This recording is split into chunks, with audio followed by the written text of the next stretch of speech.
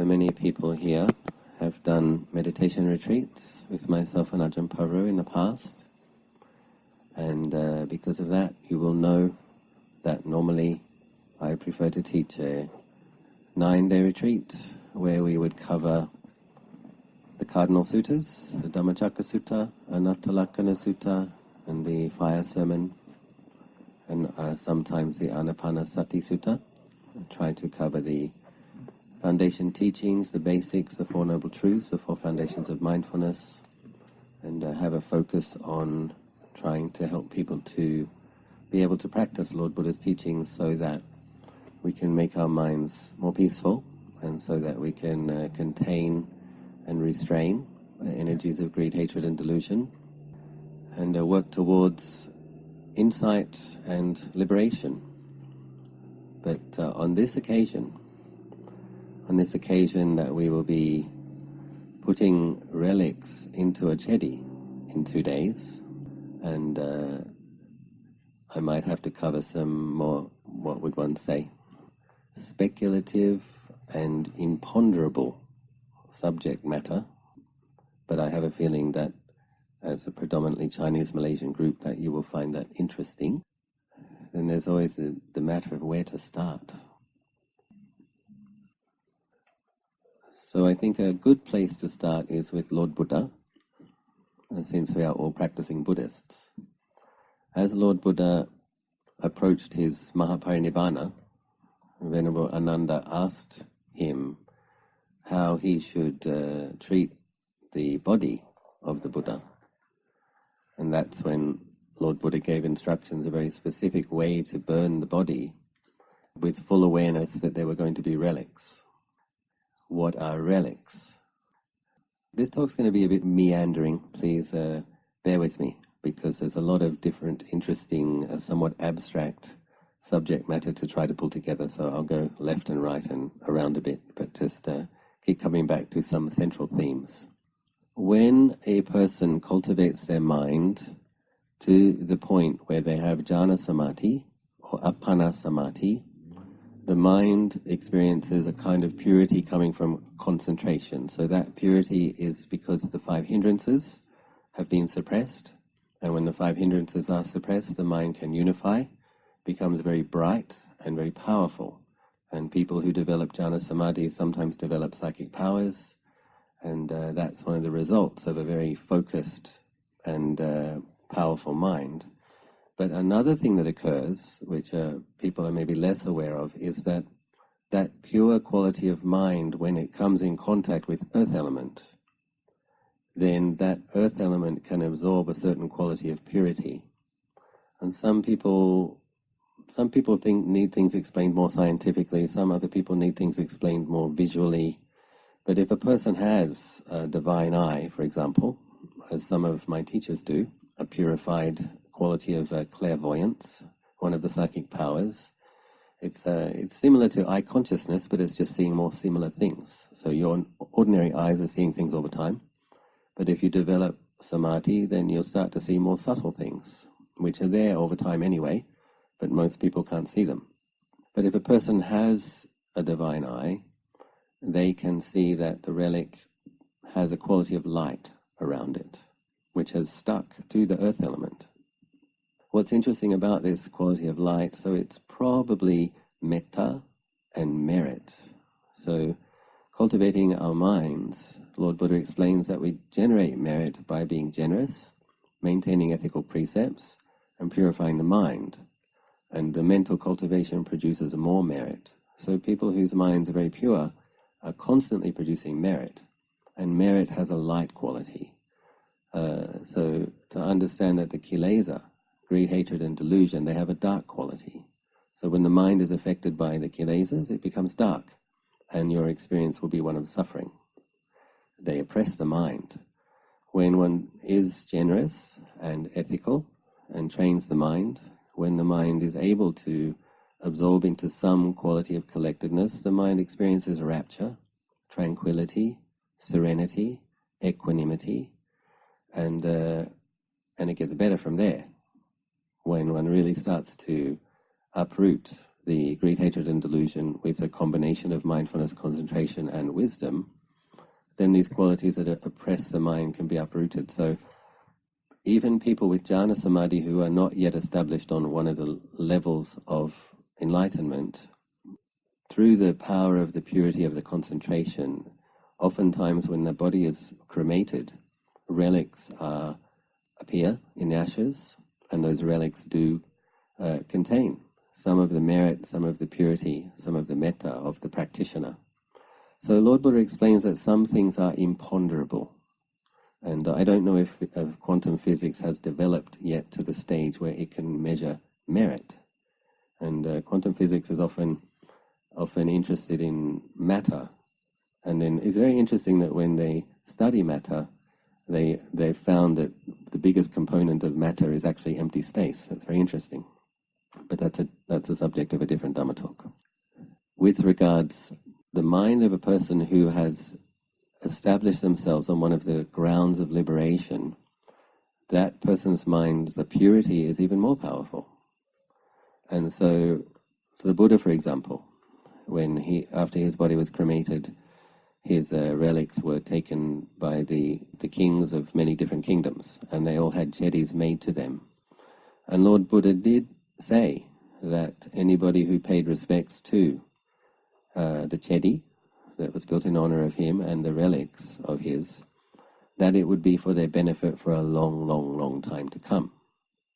So it's important to understand that this is the Buddha's words. Just as you have the instructions on breath meditation, just as you have the contemplations on not-self, just as you have the description about how you purify your mind. And you also have Lord Buddha explaining that beings with purified minds, bodies, do produce relics. And that those relics should be treated with veneration and respect. And that doing so brings great benefit. Another thing to consider, I'd like us to consider tonight, is why build a Chedi? Other than to put relics in it, why build a Chedi? Again, we can refer to Lord Buddha. And Lord Buddha did explain that of all of the things that one could build for the sake of generating good karma or merit, punya in Pali, building a Chedi is what produces the most merit. Then I asked Thanajananand, well, why? And Thanajananand, my primary teacher in Thailand, and he said, because you're building a Chedi in honor of the Buddha's enlightenment. So you build a kuti, you might build a kuti for a teacher or an abbot or other monks or nuns, and that produces great good karma, supporting practitioners. But when you're building a Chedi in honor of Lord Buddha's qualities and his enlightenment and his legacy, then you're essentially offering it to the Buddha. And Thanajananand explained that it really does create a quality of merit as if one has offered that to Lord Buddha himself. And so that is our very good fortune, that we have opportunities to do these things. So then the next consideration might be, well, why build a Chedi here at Anandagiri? And then now I have to get into some other areas of consideration. When I first came here 9 years ago, I felt that it was a very beautiful place. You see, the trees have grown a lot now. You can hardly see the view. At that time, there were hardly any trees, and it was like a 360-degree view. And it was a very wild and open, but very quiet place with cooler weather. And the experience I had when I first stood on this land here was, I really like this place. And I had a thought arise, I might actually die here. Now that was a very interesting thought to occur, because I'd never had that thought anywhere else. And so I didn't have the thought, this used to be a war zone, and there are probably lots of ghosts here. That came later. So I didn't know 9 years ago, when I first came here, that this was an area where the communists fled to, when in that era where Laos fell to the communists, Vietnam fell to the communists, Cambodia fell to the communist forces were fighting in Thailand with the government forces, and it was a very bitter and protracted, about 15 years of guerrilla warfare, and this was the area where it was the worst. So I didn't know that, And but as I stayed here longer, I started to notice coming out and doing walking meditation late at evening. Sometimes it was like this wave of sadness would just envelop body and mind. And I'd want to go into my kuti, and I'm like, what is this?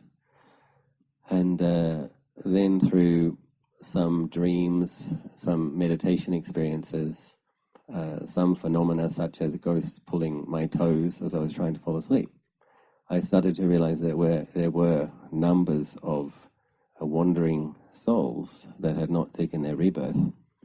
And after a period of more years, I started to realize that the numbers were greater than I could ever have imagined.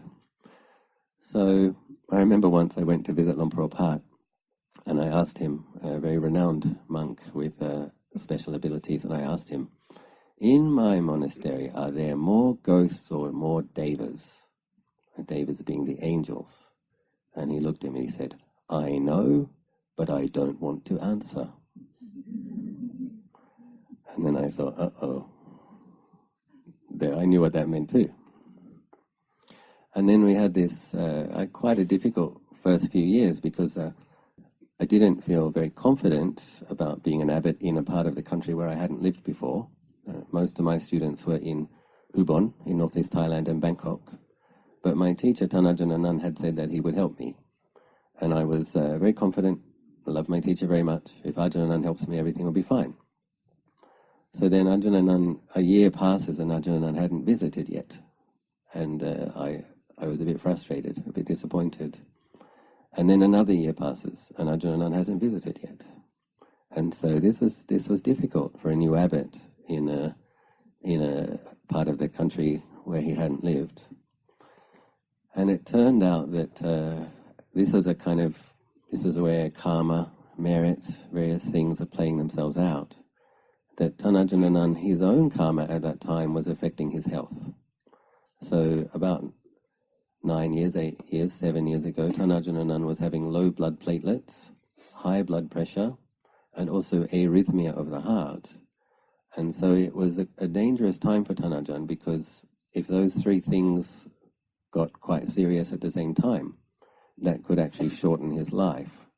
And so one of the problems with this area was Thanajan knew that if he came, the presence of all these ghosts, they would all come to see him. And it would be difficult for him to sleep, and it would be difficult for him to rest, because all of these ghosts, and let's not use the word ghost because it has such negative connotations. The word in Pali, Sambhavesi, means one waiting for rebirth. So let's call them the Sambhavesis. So there were a lot of them. And Thanajan Anand wanted to come, but Thanajan Anand had seen that because of his challenged health, that if he came, he risked becoming more sick. And so it was a very delicate time where he couldn't tell me. I suppose he could. Suppose he said, Ajahn Achso, I really want to come and visit you, but those tens of thousands of ghosts will come and keep me awake, and they'll sap some of my energy, and I might die. So he didn't say that. What he said was, I'm coming, just trust me. When the time is right, I'll come. So I said to him, after 2 years, Ajahn, do you think that 2 years is a long time for a new abbot? Yes, actually, I think 2 years is a long time for a new abbot. You know, you've said that you were coming to visit me and cancelled 5 times. Yes, I do know that. I said, do you know that you've been to Korat province, Chiang Mai province, Ubon province, Saraburi province, Singapore, China, India, and Australia at the same time that you haven't been to Phetchabun? Yes, I am aware of that, actually. So, what's going on? Because one of the things for Westerners is we're very attached to wanting to understand things. And so I didn't understand. And so I asked him, I said, you know the thing that's frustrating me most, Thanajan, my dear teacher, is that I know there's a reason you're not coming and you're not telling me. Because you say, I'm your disciple, you say you want to come, you say you are coming, and yet you don't come. So what's going on? And then he told me. there are a lot of unseen beings in the area, and he also told me that it would be fine if I just patiently endured, and that he definitely would come. So it's very interesting because 9 years into this project, I do love this monastery. I do like living here. And so it was worth it. But if you'd said to me, I should tell you a vision I once had in a meditation. It's important to explain here. I'm not claiming that I have psychic powers, but most monks who meditate a lot will probably see something sometimes. And that's the beginning of the divine eye. And that becomes a psychic power if a person practices a lot more. So as someone who's been meditating for 25 years, I sometimes see some things. And so one night I was meditating and I saw 50,000 ghosts waiting in front of the monastery. How do I know they were ghosts? Well, their heads were at the level of the ground. They weren't on the earth. And they had no radiance around their faces. But they were wearing white and they had their hands in Anjali. And so that was after about 3 years, probably 4 years. And it's just very interesting the timing of this, because if I'd had that vision on my first visit here, so I was meditating late at night on my first visit here, I saw a huge Bodhi tree. Beautiful vision. And I thought, oh great, this is going to be a good place for practice. And then I had a dream, a very interesting dream, very auspicious dream. I dreamt that there were golden eggs under the earth. And I knew the meaning, or at least I had an interpretation. What do you have to do to make eggs hatch? You have to sit, don't you? And so I knew the meaning was, if I just sit here, the gold will hatch by itself. And that's what I like to do. I am a meditation monk. I like meditating. And so then I told Tanajananand, and he said, yeah, that's a good dream. But I didn't see any ghosts. But then, and so my feeling now is a combination of karma and of merit, that I was supposed to come here. And I was supposed to work out that there were all these ghosts here after a period of time. What's very interesting is that this idea of a ghost or a Sambhavesi, we don't like it. We want to see angels. We want to see enlightened masters. We don't want to see ghosts. I'll just ask you, there's about 100 people here. Anybody want to see a ghost? Please raise your hand. 1. Okay, good. I'll tell one to come and see you tonight. So. Westerners are probably a bit different to Asians. Like, Asians are scared of ghosts, and I think Westerners, we just don't like them. So slightly different. They're both in the aversion spectrum, but we don't like. I didn't like the idea of ghosts. But Thais, one of my workers here, a tough bricklaying worker, rice farmer, he will not go to the toilet by himself alone at night. That's many Thais are like that. But what happened after I had that vision, and I personally, that's not a normal level of my capacity. I can't see 50,000 ghosts on a daily level. So what I think was occurring was another being was helping me to see that. And this is the way sometimes merit can ripen or barami can ripen. So probably a compassionately inclined deva or master with some abilities affected my mind, increasing my abilities so that I could see that. That's what I think was occurring. And at first I didn't like it. I thought, what are all these ghosts doing in front of my monastery? And then I thought about it, and I realized, well, one of the reasons people get born as a ghost is because they're attached to the place where they're living. And the problem with falling to that state is that it's very difficult to leave that place. You don't have much merit. So what are ghosts, or what are Sambhavesis? So if a person dies when the mind is sad, or depressed, or angry, basically in a low energy negative state, that is quite likely that the person will be born in a ghost state. Or if a person dies and they're not aware that they died, so they die very quickly, and the mind is still there, they don't know they've died, so they're still wandering around. This phenomena is all over the world. People seeing people in the same form that there used to be, still there, sometimes centuries later. I think in England they have these kind of ghost tours. You can go to these famous haunted houses and see like ladies in Victorian dresses and things like that. So this phenomena is everywhere. And then we as Buddhists are encouraged by Lord Buddha to cultivate the four Brahma Viharas: loving kindness, compassion, appreciative joy, equanimity. And so I have been cultivating those, as have all of us. And it just kind of dawned on me, these ghosts are in front of the monastery because they need help. And they're in front of this monastery because they don't have much choice. And then there occurred to me the thought a few days later, well, maybe I should do something to help them. And what's also interesting about once you've survived living in a place which does have a lot of ghosts for a period of years, it's almost like you get used to them and you start to care for them because in a way they're your neighbors. We've been living with each other for a period of years. There were days when all of the monks in the monastery would get a headache on the same day. And it was very interesting. It's just kind of some heavy, sad energies. You imagine 50,000 beings that died in a sad state in the valleys around the monastery. So I had the thought then, what can I do to help them? And the other thought I had was, it's probably the local people that have a stronger karmic connection to these beings than I do, as someone born in Australia. So then the idea came to build a Chedi, partly because Lord Buddha said that will produce the most merit, and I wanted to produce a lot of merit to share with these beings.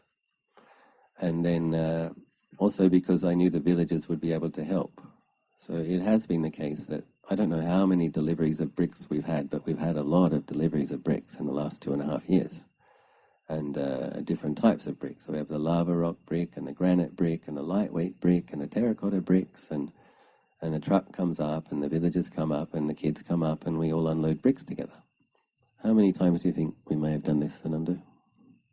At least 20. At least 20, maybe 30 times. And so that produces merit because they're helping to build a Chedi.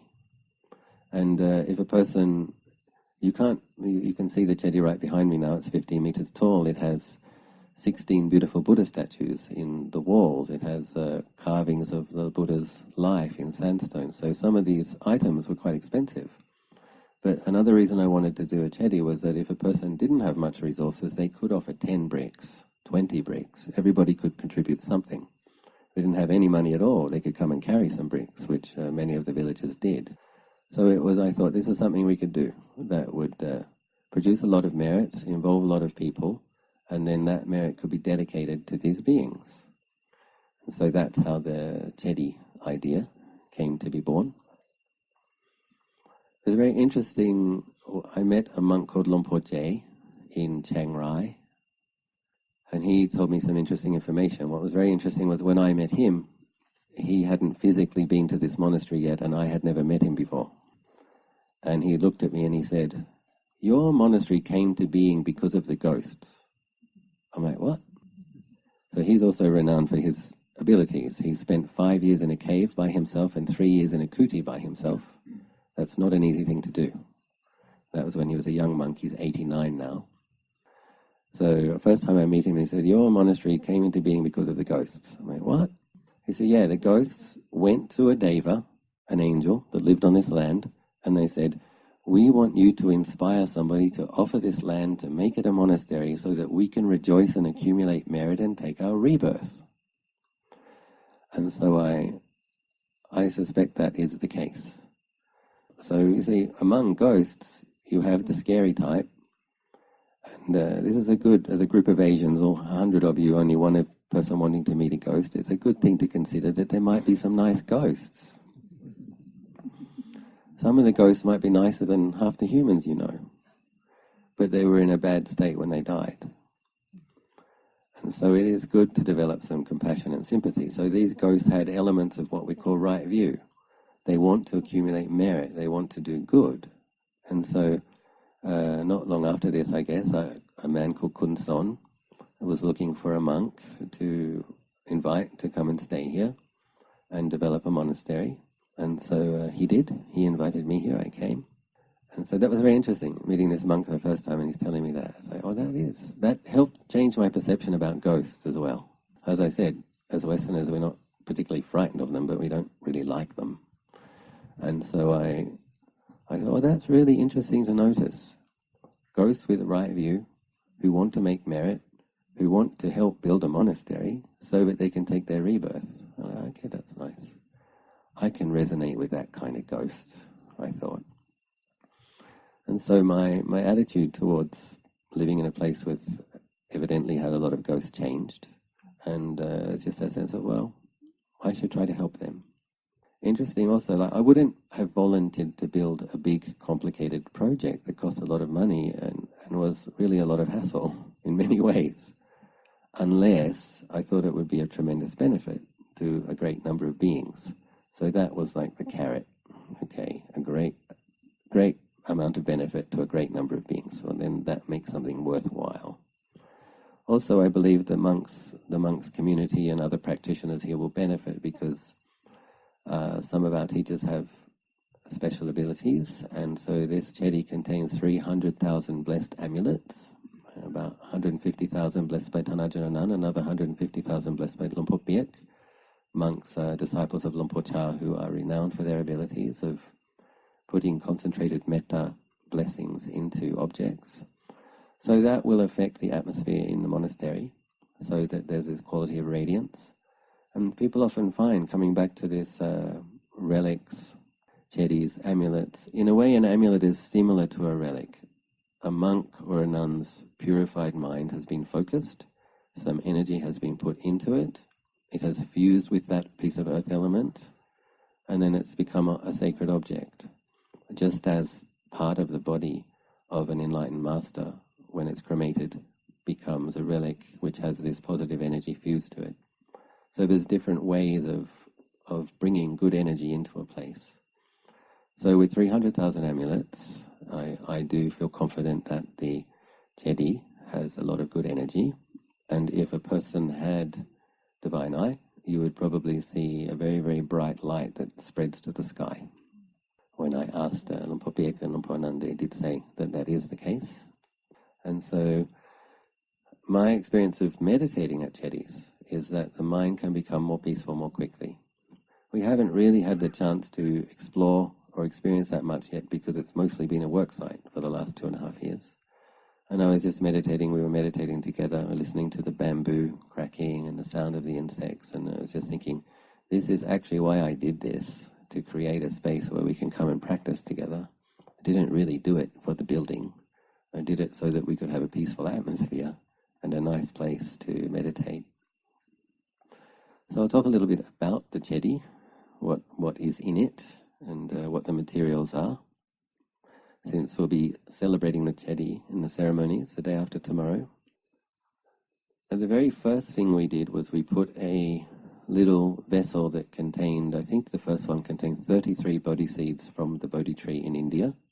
And that was like a gesture of saying we're going to plant something related to Buddhism here. We're going to build a monument in honor of Lord Buddha's enlightenment. And we did that. I tried to alternate ceremonies where we involved just the local villagers with bigger ones where we involved a lot of other people, because I wanted to, very important to keep that grassroots connection. Sometimes as monasteries develop and more city people come, the villagers can kind of pull back. And I've seen this happen in a few monasteries, and I think it's a bit sad. So we find ways to keep including them and keep making them feel very clearly that it's their place. And so we tend to alternate some small grassroots ceremonies just with the villagers and then bigger occasions. So that was just a few of us, and I think I put some Bodhi leaves in as well. Do you remember, Pavro? Yeah, I made an aspiration that I wanted to put 1,000 Bodhi leaves from the Bodhi tree in India in this Chedi, which we just completed today, by the way. I was able to put the last 400 in at the top level. So I put whatever Bodhi leaves I had in as well. And we covered over with a bit of sand, white sand. And then we laid the first bricks. So There are 4 Buddha's life panels. There's a 3 by 2 meter sandstone, which is 40 centimeters thick. They weigh 3 tons each, and so they represent the holy sites of India, the place of the birth, the place of the enlightenment, the place of the first teaching, and the place of the Mahaparinibbana.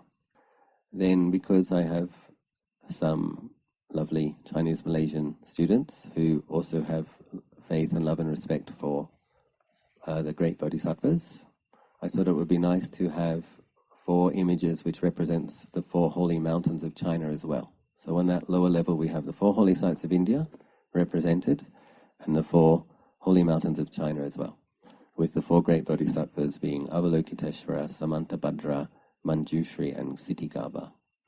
Another reason I wanted to have images of the bodhisattvas was because the ghosts waiting for rebirth need some help, and the bodhisattvas stay in the world longer, motivated by compassion, and they actually want to help beings that need help. So in a way it's like giving permission and inviting them. You great bodhisattvas who are staying around to help beings, you have an opportunity here. Please go ahead and help them. On the next level we have Buddha Metta. So I guess Buddha Metta, which is the image in the Mahabodhi temple in Bodh Gaya, I think he's my favorite Buddha statue that I've ever paid respects to. So I wanted him on the lower level so I could see him. So he is flanked, so on all 4 sides, facing north, south, east and west, we have a Buddha Metta replica from the image in the most sacred Buddhist shrine on the planet, where the Buddhas in this universe become enlightened. So perhaps not everybody knows that, but I've been told that the previous 3 Buddhas of this eon, Kakusanda, Konagamana, and Kassapa Buddhas, were also enlightened in that very place, and Maitreya Bodhisattva will become Maitreya Buddha in that place as well. So Bodh Gaya is, in terms of holy sites, it's the holiest of holies. And as just we were talking about before, if a person has samadhi, some of that good energy can fuse to earth element. If a person has a purified mind and samadhi, concentration, some of that energy will fuse to an object, a lot of that energy. But you imagine a Buddha's experience of enlightenment after thousands of eons or millions of eons of cultivation, that something very special has fused with the earth element in that place, which is one of the reasons why I love to meditate there.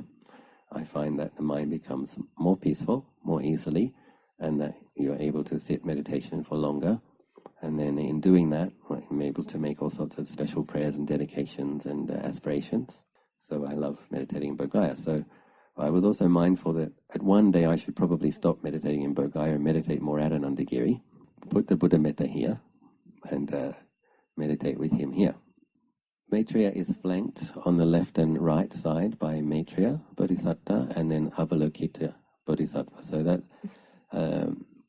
Kuan Yin, as you know him and her, is Avalokiteshvara Bodhisattva. And the original images of Avalokiteshvara Bodhisattva were male. And so these are the male Indian images, Avalokita. And he changed the form and became Kuan Yin over a period of centuries, because apparently it says in the Diamond Sutra that Avalokiteshvara Bodhisattva could appear as a woman if it was beneficial. And so in China, people had their Taoist goddess, and there was a big conflict between the Taoists and the Buddhists. And the Buddhists slowly worked out that if they made Avalokiteshvara a goddess, that all of the rice farmers and everyone would really love her. And it was very effective. Buddhism became much stronger and Taoism became weaker once Avalokiteshvara became Kuan Yin, a bodhisattva, compassionate goddess. But in the Ajanta and Ellora caves in India, very ancient cave complexes that were monasteries for many centuries, you will often find in most caves you have the Buddha flanked by 2 bodhisattvas, and I think they are Avalokiteshvara and Maitreya. And they're like protectors of Buddhism as well. And not everybody knows this, but the celestial bodhisattvas also play a role in protecting Buddhism in the world.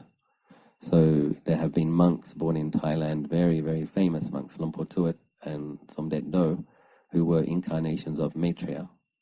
And they tend to have the role of regenerating Buddhism and making it go for longer. And in Sri Lanka, it's believed that Buddhaghosa Bhikkhu, who wrote the Visuddhimagga, was an incarnation of Maitreya also. And then you have Avalokiteshvara, who the Tibetans believe that both the Karmapa and His Holiness the Dalai Lama are incarnations of Avalokiteshvara.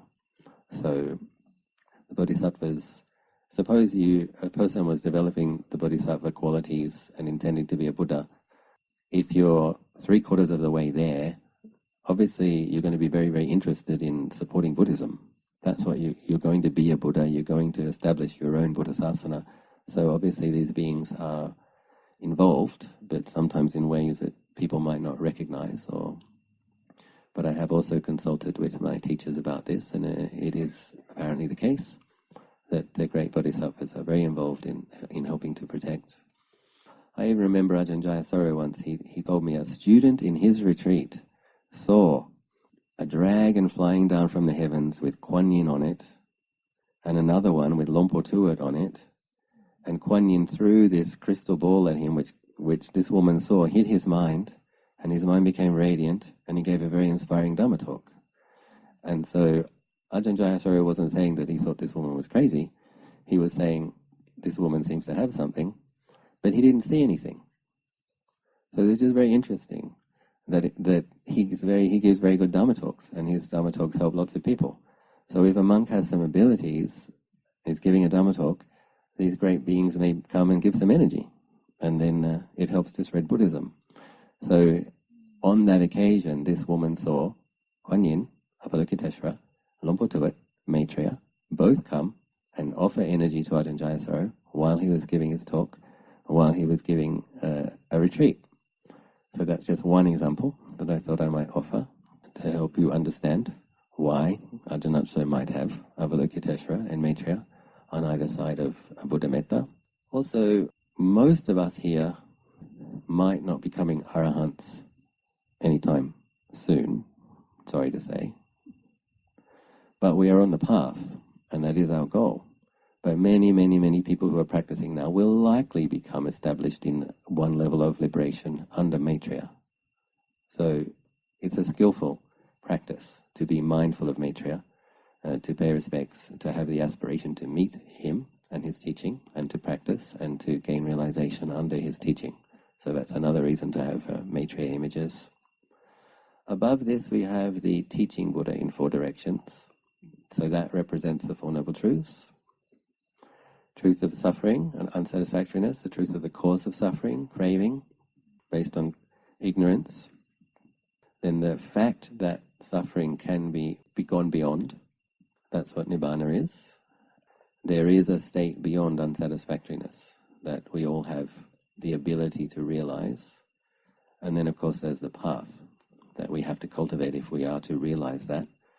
So this image is based on the one in Sarnath Museum, over the road from Isipatana, the deer park, where the first sutta and the Anattalakkana suttas were taught.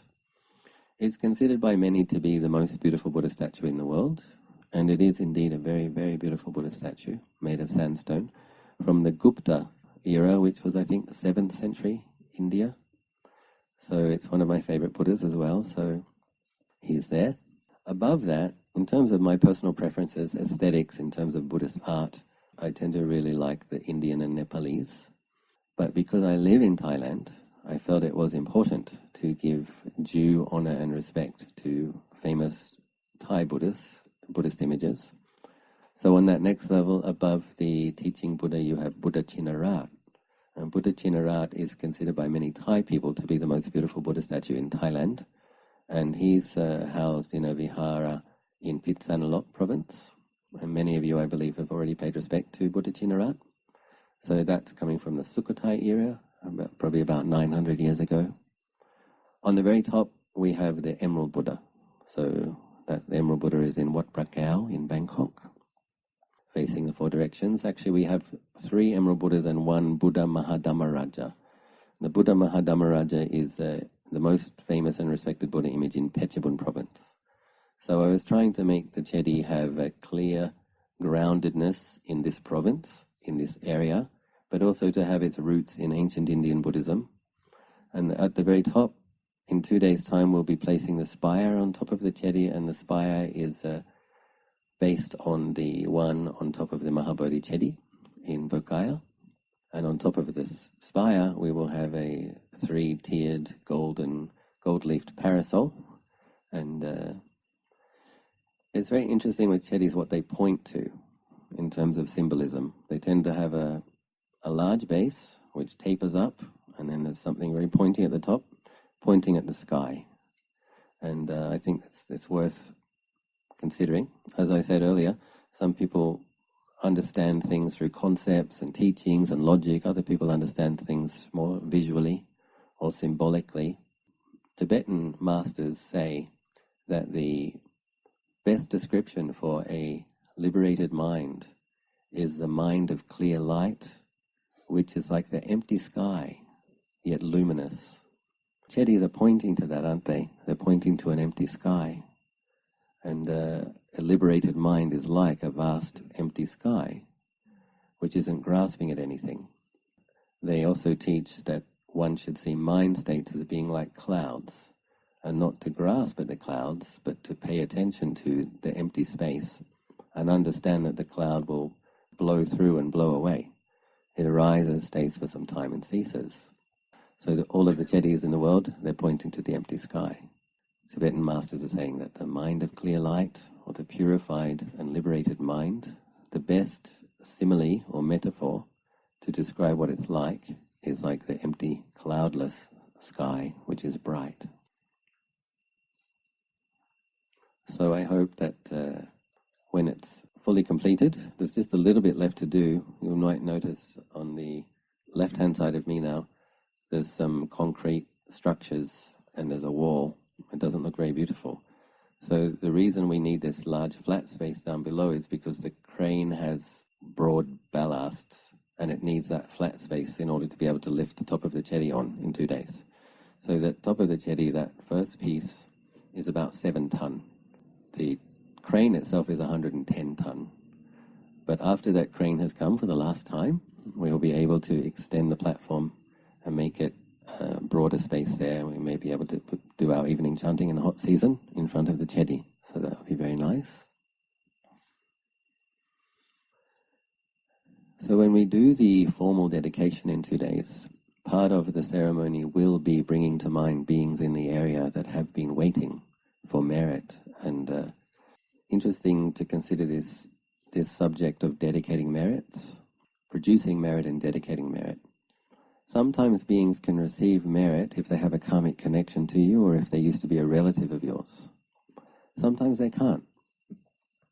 But what they can do is they can rejoice in your merit. And this is an important thing. And I think Malaysian Buddhists are very good at this. You do rejoice in each other's merit making. And I'm not sure who taught you, but I've noticed that it's a quality that you have, that when others make merits, the Malaysians say, sadhu, sadhu, sadhu. And actually it's a very important thing, because if a person hasn't rejoiced in other people making merit while they're alive, if you get born in a ghost state and you don't have the ability to rejoice, you're going to be stuck there for a very long time. But suppose you do know how to rejoice, but you're lacking in merit, then when someone comes around and does something good and you rejoice, this is a way that you generate fresh merit in your own mind. And this is very, very helpful. So Tanajan Anand has been here to bless the Chedi on 3 occasions, and Tanajan Biek as well. And I asked Ajahn Biek, and he said on his first trip here, 10,000 ghosts took their rebirth. It's one of those things, maybe you believe it or maybe you don't, but I don't think he has any reason to lie about such things. And certainly I noticed that things felt much lighter, and they didn't have that kind of sad energy. But then he also said to me, because I said I'd seen 50,000, he says not 50,000, he said it's hundreds of thousands. I'm like, oh God. But the ones that didn't take their rebirth, because they knew how to rejoice, their situation got better. If one were to see them, maybe their clothes became brighter and cleaner, and maybe their complexion developed some radiance, that kind of thing. And so those Symbolism, beings awaiting a more auspicious rebirth, rejoice in. So that was what Luang Por Jay in Chiang Rai said. He said these Symbolism wanted a monastery to manifest and so that they could rejoice, so that they could accumulate merit. So that has been occurring. And so Luang Por Bia came another 2 times, and Ajahn Anan came 3 times, and Ajahn Anan is coming tomorrow, and Luang Por Bia is coming next week. And so I would assume that the more and more of these beings are taking their auspicious rebirth. What's very interesting is the first year that we came here, I told you I was going to talk about lots of related things, somewhat abstract, but kind of related. The first year we came here, we got land. Supporters of myself were able to purchase land for 30,000 baht a rai. That's about $1,000 for a half an acre. So we got quite a bit, and which was great because we were able to make a forest. People who've just come here, when we first arrived here, it was cornfields. There were hardly any trees at all. So the forest that you see is new. But then it's interesting. As the more ghosts, Tanajan Biak also said that a number of those ghosts became devas. So that's very interesting. Because apparently, because the ghosts have a more subtle body type, the rebirth is faster. So Luang Por Biak said that a certain number of those beings that were able to rejoice in the merit had a spontaneous rebirth and were born as devas in this place. So what was a place of many ghosts became the birthplace of devas. It's a very beautiful consideration. That what is merit really? What are the implications? Lord Buddha said in one sutta that not to criticize people who do things for the sake of generating merit, because he said merit is synonymous with happiness. So whatever auspicious things occur in your life, whatever helpful things occur in your life, that's because of merit. So if you had good parents, that was merit. If you had a good education, that was because of merit. If you got a good job opportunity, that was because of merit. Whatever really difficult challenges you had, that's the opposite. That was because of bad karma. So merit is very helpful. And producing merit and rejoicing in merit, a ghost can be reborn as a deva. It's also, we can see that in ourselves. You might get a bit depressed, or you might get a bit disappointed, but then when you go and you make good karma and you give something, you uplift your own mind. So in terms of moment-to-moment mind states, you can take your ghost mind state and elevate it by training in being generous. And then you can have a deva-like mind state in this human body by producing merit. The thing about producing merit in the present moment is that it helps you now, but it's also going to have positive consequences in the future as well. So it's a praise by Lord Buddha to make merit, do things for the sake of making merit. So that brings me now to the subject of reliquaries, of gold and silver and things. And it's interesting because we are renunciate monks in the forest tradition that live in a forest, try to live simple lives. And I'm mindful that my mum and my brother are visiting and they're not practicing Buddhists, and we're having this ceremony, and they're probably thinking, what's with all the gold and silver, sapphires, rubies, emeralds, diamonds, and everything else? So this is because Buddhists want to make merit. And it's also because Buddhists want to show their loving respect and gratitude to the Buddha. And it is actually very beautiful. When you think of what most people will do when it comes to wealth, precious things, you will hoard it for yourself. And then, as monks, people come and tell us all sorts of stories about their suffering and ask how to deal with it. And it's not an uncommon theme when people come to talk with monks about their suffering that there's some kind of argument about an inheritance. Human behavior around wealth and precious things can be quite ugly. And yet here we have people, I said to my mum 2 days ago, I said, Mum, all of this stuff, I never had a day where I thought, I want lots of gold, I want lots of jewels. I never had that. That didn't happen.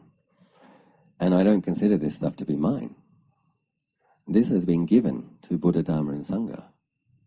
And so what this is people relinquishing their greed, which is very beautiful and very rare. So you will see in 2 days how amazing our reliquary is. I'm still surprised because, as I said, I never sat down and thought I want a really, really, really beautiful one. But it is really, really, really, really beautiful. What I did do is when I was in Bodh Gaya, as many of you know, I spend periods in Bodh Gaya doing a lot of meditation for more than a month, and that means you have many opportunities to make many prayers, many dedications, many requests, many aspirations. So one of the things that I did do was I said, if there are any devas who were born as devas partly due to helping to create sacred monuments such as Chedis, if you would like to be involved in helping me to build the one I'm building at Anandagiri, I'm very happy if you help. So I made that aspirational prayer many times. And then so when I got back to Bangkok, somebody who makes reliquaries wants to meet me and asks me if I mind if he makes the reliquary for me. And he said he would offer his time. So it turns out that this man is very, very talented and does very, very fine work. So I just wanted a gold reliquary for the Buddha relics, and then other silver reliquaries for great disciples and smaller ones for arahants, and that's all I wanted. But then he mentioned to other people that it's sometimes traditional to offer other things, such as like the royal accoutrements, like the things that a king would use as a symbol of respect, giving the Buddha the respect of a king, like the Dhammaraja. And then there are other things like elephants, angels, protective angels, and these kind of things. So it turned out that there were people around him that wanted to support this. And so as the months went by, well, he's been working on this reliquary for 2.5 years. I met him not long after we laid the first brick. And so we got everything. We got elephants, devas, lotuses, jewel trees. And this morning I asked the police to please come to the monastery, you might have noticed, because I want to have the police there on the day that I open the safe and bring out all the reliquary, because it'll be early in the morning. We need to have some police people there, because one of the problems you mentioned to people, there's this opportunity, you can come and make some good karma, we want to dedicate the merit to the ghost. Of course, good-hearted people want to join in that, but of course not everybody's a good person, and so some people might come with not good intentions. So it's important to have a police presence, at least just for those 2 or 3 hours before it goes in the Chedi. Once it goes in the Chedi, the top part gets placed on it, and the top part weighs 12 ton. So it would be difficult to get it out. And it's also way up there. So it's a rare occasion to be able to attend the enshrining of relics into a Chedi. And it's a beautiful occasion because it's the culmination of literally generosity and faith of thousands of people. And from what I've heard from my teachers, it has already brought tremendous benefit. And if it does last 1,000 years, as I hope it does, it will continue to bring benefit, not just to this realm, to other parallel realms. So I'll talk a little bit more about relics, because we will be enshrining them. There are different types. So there's the type that comes from the body of an enlightened master when it's cremated. But then there's another type, getting into this area, what I said about imponderables, speculation and imponderables, but it's good to give it some thought occasionally. Merit is a thing. It's a force, it's an energy, it's a thing. An enlightened being whose mind is established in Nibbana has already let go of probably even merit. The mind's in the unconditioned. So merit is a condition, but it is a thing. So when these great beings are liberated, their merit is still there. And so sometimes when a person has great faith, or they might be chanting, a merit of a being that they have a karmic connection with can come, and it can pick up earth element around in the ether and land in front of them, often with a little cracking noise, and it's a relic. So this is a self-manifesting or self-emanating relic. So it's not a part of the body of the master, but it's the merit of the master. And so if a great practitioner has abilities, he or she can look at that relic and see which monk it came from. So I've been given many, many relics. I probably have thousands, many thousands of relics. So I had Lumpur Piek and Thanajanan look at them, and Ajahn would number. I got into number them 1, 2, 3, 4, because I have 4 layers of in like a mandala of reliquaries. And so 1 was Buddha or Buddhas, including Pacceka Buddhas, and number 2 was great disciples, and number 3 is arahants, and number 4 was beings who may have had jhana but weren't enlightened. And so these gifted monks can have a look at that little piece that just looks like a piece of sand or stone or pebble, but they can have a look and, oh yeah, wow, that's a really bright one, that's from such and such. Amazing. So we have lots. There's another type. Apparently devas who have abilities, angels who have abilities, can donate some of their happiness. And so that kind of relic, again, these ones just kind of fall out of the air, boom. Sometimes people find them on their shrine. Convictor, who just turned up, he found one in his laptop one day. He just opened his laptop and there was a relic there. Ajahn Nam was explaining that the deva just wants to give some of his happiness, or her happiness. And then that relic contains the energy of the deva's happiness. And so you can see how these things, when you put them all together, the metta, the purity, the merit, the happiness, fused to this earth element, going into a monument. We also have 11 of Thailand's most revered amulets going into the Chedi that were blessed by Somdet Do. So Somdet Do was the one I was saying was the incarnation of Maitreya about 200 years ago. And so those are so sought after now. One is at least 1 million baht, and sometimes people pay up to 30 million baht. Of course, that monk, when he made them, wasn't doing it so that people would sell them for lots of money. But the reason they're so valuable, can anybody work out why? Anybody got any ideas? Why? Why would an amulet become very sought after? You tell me. Any ideas, Neil? Bulletproof. Yeah, bulletproof. Any ideas, Chai? Protection. Protection. So what happens is a certain number of people walking away from car accidents or walking out of collapsed buildings without a scratch on them. And over a period of time, people work it out. They were wearing such and such an amulet. And over a period of decades and centuries now, and people, that's a really good one, that's the best one. So in the Metta Sutta, is it the 10 benefits of Metta or 11? 11 benefits of Metta. One of them says that for those who cultivate Metta, sharp objects cannot penetrate the body. And so if the amulet has the Metta of Maitreya Bodhisattva, which is a very significant amount of Metta, there has been the occasion where people were wearing one, somebody shot them, and the bullet didn't enter the skin. So that's benefiting from the Metta of Maitreya.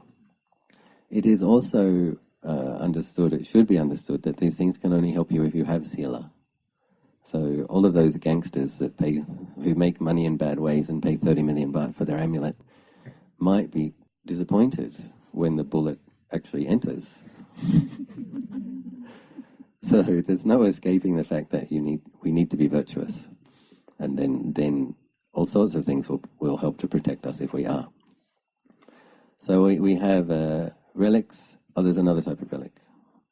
Another type of relic is, and this is probably what I think most of the relics that we have are, is just as a monk can bless an amulet in a moment, and that amulet can really be quite protective and powerful. You imagine Lord Buddha spends a rainy season retreat in a cave, and suppose he enters his Buddha's jhana and spread metta through the whole universe several times a day. You can imagine that all of the pebbles on the bottom of the cave and all of the dust on the edge of the cave is getting blasted by the metta of a Buddha repeatedly for hours a day, for months. Then every bit of earth element that the Buddha blasted with his metta is going to have absorbed a certain amount of the purity and metta of the Buddha. So when I look at these relics, they just look like sand and pebbles. But then when I asked Ajahn Biak and Ajahn Ananda, oh, that one's from a Buddha, that one's from Sariputta, that one's from an Arhat, that one's from, oh wow. So it's good to, even I love meditating in Chedis, and I can feel the effect of meditating in places where these are. I also had doubts. When you look at all this stuff that just looks like sand and stones, I had doubts. But I didn't believe my doubt.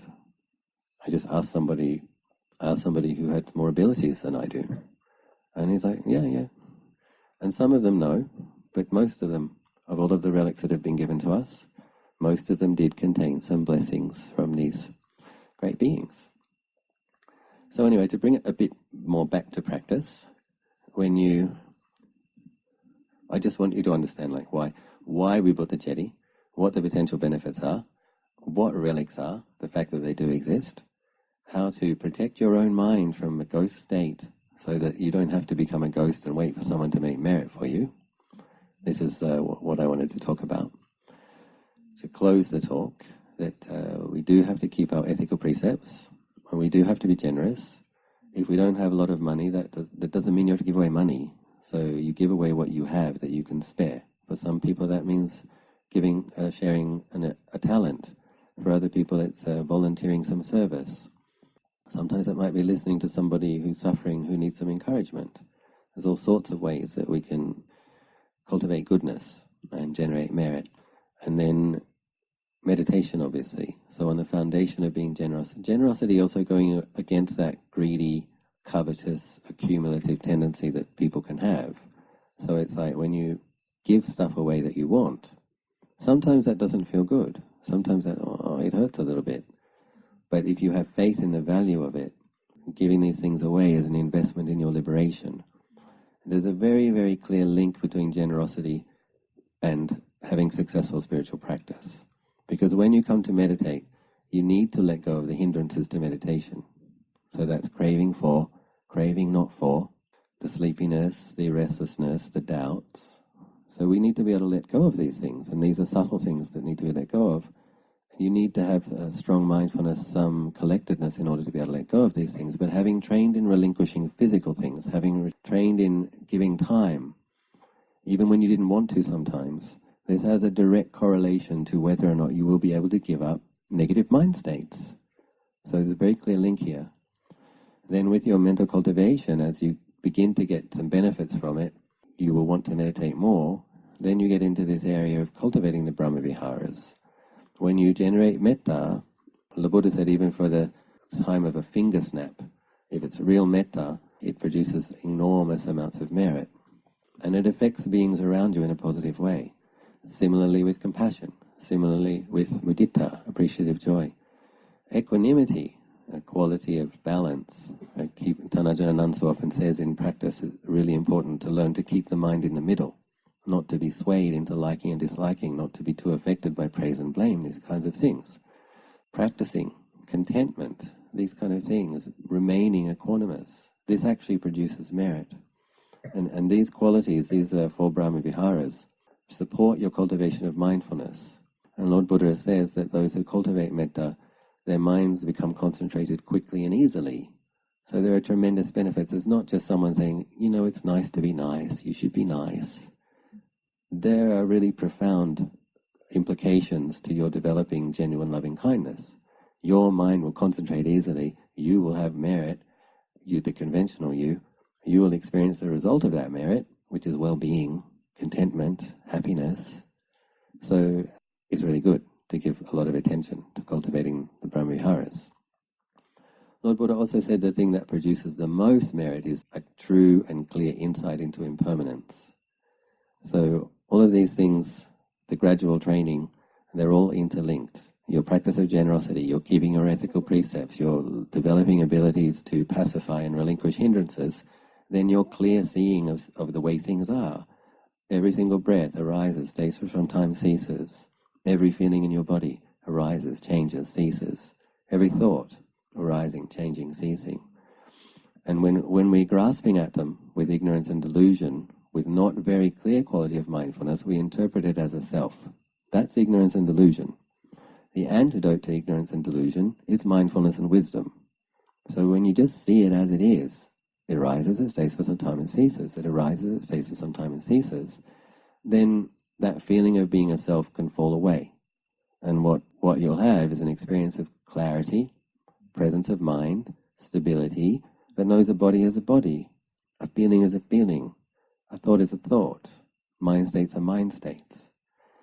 And that will result in liberation. So good mindfulness, moments of good mindfulness, the more we train our mind, becomes periods of good mindfulness. Small insights become deeper insights. The mind becomes more steady and more stable. And with the power of that steadiness and stability, the deeper insight can become a mind-altering insight. So the experience of stream entry is when Tanajanan explains it that most of the greed, hatred, and delusion falls away at that time. And there's a phrase, the Gotrabu Vinyan, where the mind changes lineage. It goes from the state of a worldly mind to a Aryan or noble being. It's almost established in liberation. That's the stage just before stream entry. So what happens in that experience is the mind will experience Nibbana for a period of time. It experiences the deathless, the unconditioned, the state of no suffering. When it has that insight, it knows that's the truth. That's the ultimate nature of mind. But then it comes back due to the weight of karma. But that the merit of that insight is that before you die, you will attain Sotapanna, or you will attain it while you're dying. So that's something that if people want to become arahants as quickly as possible, that's something to aspire to. And once the mind has changed lineage, once it's established in Sotapanna, it's not possible to take any more than 7 lives, because most of the ignorance and delusion has been exploded out of the mind by the power of mindfulness and wisdom. The antidote to ignorance and delusion is simply clear seeing, but it has to be a very powerful quality of clarity and a very focused capacity of seeing to be able to destroy and uproot the ignorance to that degree. But it is within our abilities, and mostly what it requires is a lot of effort consistently. And one last thing I'll say about the process. The process isn't necessarily enjoyable. Don't think that just because you're a good practicing Buddhist that you should be experiencing more and more happiness incrementally. It's not necessarily like that. Just like building a Chedi.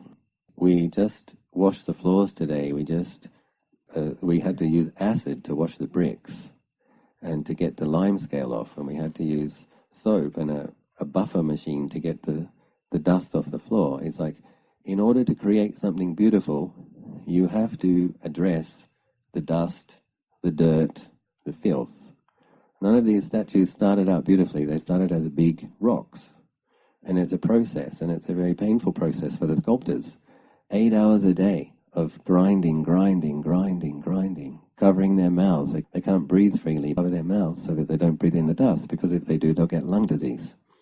So it's like, to get the beautiful final result, you have to be able to be with the process. To create something beautiful, you have to be with the unbeautiful. And so many beginning meditators don't like this. You don't want to meditate much because you don't want to be with your mind states. They're uninspiring. But you have to. And Lumpur Liam says, I think it's very beautiful, is that the purity is born from impurity.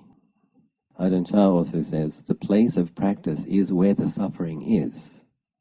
You don't go thinking just because you're generous and ethical, you come and sit down, you're going to experience happiness. You'll have more happiness. You have moments of happiness. But you will have the results of the past karma of thousands of preceding lifetimes, where you've done both skillful and unskillful. Sometimes you can be practicing perfectly well and you'll come to sit and sadness will just blossom in the mind, or grief. And that's like a karmic ripening on the level of mind from things you might have done lifetimes ago. And so in spiritual practice, we have to practice a great deal of patient endurance. But what should occur is a capacity to step back from a mind state and identify with it less. And so Ajahn Sumedho says, that which knows suffering isn't suffering. So on one level there's suffering in the mind at times. But that which can be mindful of that, if we train ourselves to rest in that awareness, that part of the mind isn't suffering. You think about this idea of wanting to become enlightened as some kind of lofty idea lifetimes away. Well, hopefully it happens this lifetime. But that doesn't do much about addressing our suffering today, now. So Ajahn Anan talks about temporary liberation. And this is, I think, very helpful. If you can pacify hindrances in your mind when you meditate and you experience 5 or 10 or 15 minutes of relative peacefulness without anything really heavy oppressing the mind, that's like a temporary liberation. And these temporary liberations will go for longer and they'll deepen. Sometimes it might not just be peacefulness, it might be a combination of, because of clear seeing, insight, a quality of grasping, deluded grasping, falls away from the mind for a period of time. You're just seeing it. Why am I grasping at this? Why am I grasping at it? Why am I reacting in this way? I don't want to. And then it can fall away. You saw it clearly. You see it as unskillful. You don't want to indulge it. You're trying to pull back from it. It falls away. And then you can experience the mind not being oppressed by a negative quality, a mind which has a sense of presence and clarity, sanity, and enjoy that. And that is actually the merit of those experiences is what's going to help ripen deeper and more of those experiences. And it's a process.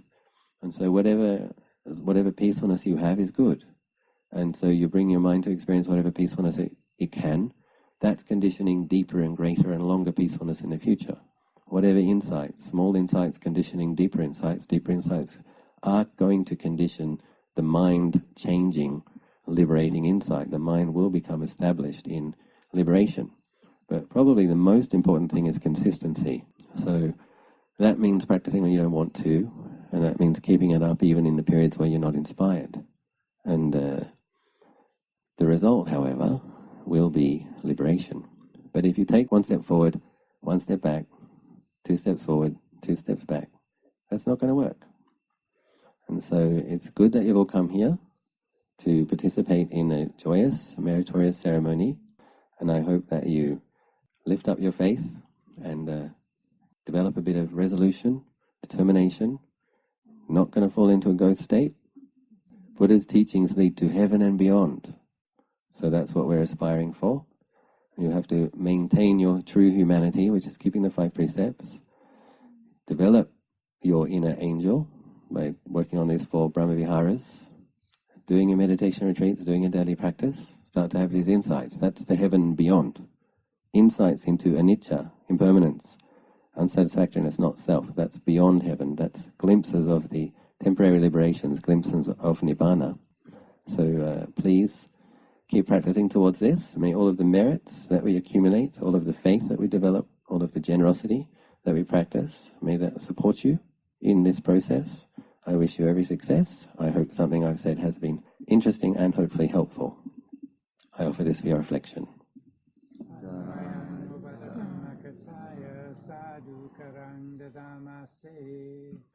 Sadhu